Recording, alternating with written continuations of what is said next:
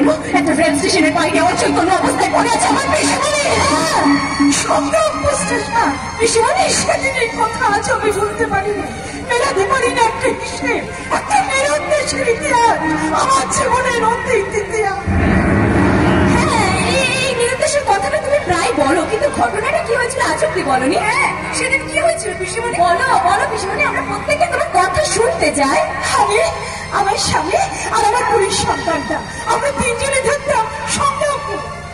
সেদিন ছিল পূর্ণিমার রাত, আমাদের এক আত্মীয় বিয়েতে যাবো বলে আমরা তিনজনে মিলে রাতের ট্রেন ধরবো বলে স্টেশনে আছি, কিন্তু বৃষ্টির মধ্যে হতে না ট্রেন অনেক লেট। কিছুক্ষণের মধ্যে আমার কোলের সদ্যজাত সন্তানটা দুধ খাওয়ার জন্য কেঁদে ওঠে। আমি স্বামী আমাকে বলে ওকে তুমি দুধ খাও, আর ও নিচে এক কাপ চা খাবে বলে স্টেশনের বাইরে যায়। অনেকক্ষণ হয়ে গেছে কিন্তু আমার স্বামী আসছে না।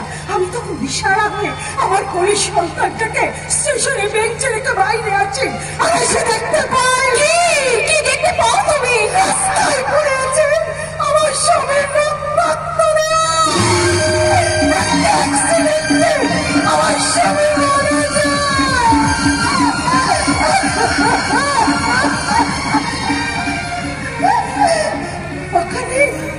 ওখানে আমি অচৈতন্য হয়ে পড়ি, জ্ঞান ফেরা পচিয়ে রেখে আমি হসপিটালে বেঁধে।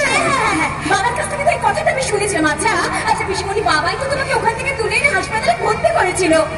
সন্তান যাকে তুমি স্টেশনের বেঞ্চে শুয়ে রেখে বাইরে এসেছিলে তার কি হলো? জানি না। জ্ঞান ফেরার পর তোর বাবাকে আমি সব খবর তুলে দিই, পুলিশে ইনফর্ম করি, নিজের অনেক খোঁজ খবর করি, কিন্তু কোনো খোঁজ খবর পেলাম।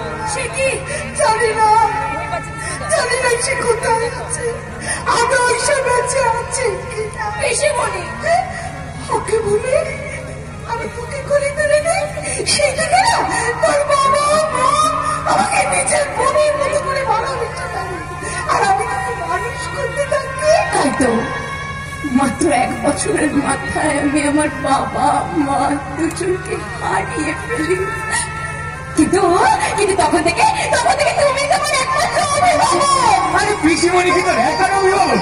আমাদের সবার অভিভাবক। আর ওই বাড়িটা কি তোর একার বাড়ি নাকি? আমাদের সবার বাড়ি। এই বাড়ি থেকে বাড়ি না বলে রাত ভরে তো বলতে পারিস। অনেক রাত হয়ে গেছে, ওদিকে গাড়িতে ড্রাইভার অপেক্ষা করছে, এখন চল। এই মদিকা চল না। আরে বাবা যাচ্ছি তো, এই রাকেশ বিক্রম চলে। শুনুন, আমি বলছি আমি আপনার সব কথা আড়াল থেকে শুনেছি। আজ থেকে 20 বছর আগে সংগ্রামপুর স্টেশন থেকে আমার সদ্যজাত সন্তান নিরুদ্দেশ হয়ে গিয়েছিল, তাই তো? আমি জানি সে কোথায় আছে, কেমন আছে, কার কাছেই বা আছে। বলছেন আপনি? আপনি বা কে? সময় হলে সব বলুন, আপাতত অপেক্ষা করুন, অপেক্ষা। যান। এসবের মানে কি?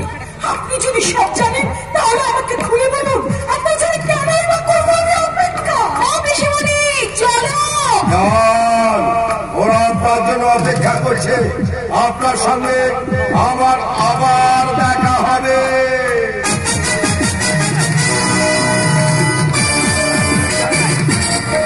আপাতত অপেক্ষা।